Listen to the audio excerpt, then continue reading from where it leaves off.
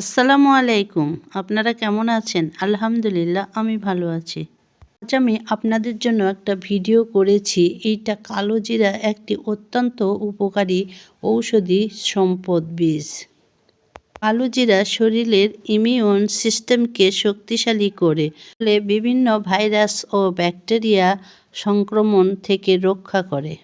যাদের gas, acidity, পেট ফাঁপা ও হজমের সমস্যা দূর করে। জিরার এত গুণগত মান যে বলে শেষ করা যাবে না। মৃত্যু রোগ ছাড়া সব রোগেরই ঔষধ। কিন্তু এইটা তিতার কারণে অনেকেই খেতে পারেন না। তারা কিন্তু এই প্রসেসে ভর্তা বানিয়ে খেতে পারেন, আবার অনেক দিন সংরক্ষণ করেও রাখতে পারবেন। হালকা করে কালো জিরা, সাদা তিল, একটু বাদাম ভেজে নিয়েছি।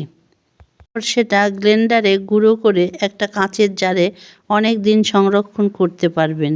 যখন খেতে ইচ্ছে করবে তখন শুধু মরিচ, পেঁয়াজ আর সরিষার তেল, লবণ দিয়ে মেখে নিলেই হবে।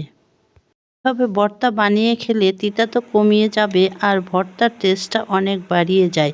ফলে আমি তিতা খেতে পারি না, তারাও কিন্তু এই ভর্তা খেলে চেটে পুটে খাবে। এভাবে বানিয়ে রাখলে পরিশ্রম কমিয়ে যায়।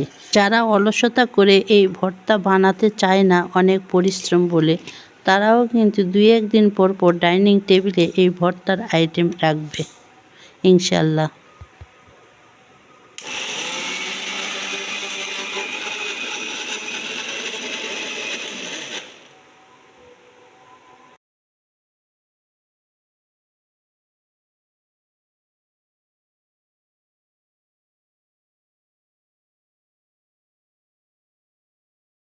কিছুটা আমি ভর্তার আদলেই বানিয়েছি, যেটা এই মুহূর্তে ভর্তা বানাবো, তাই তো।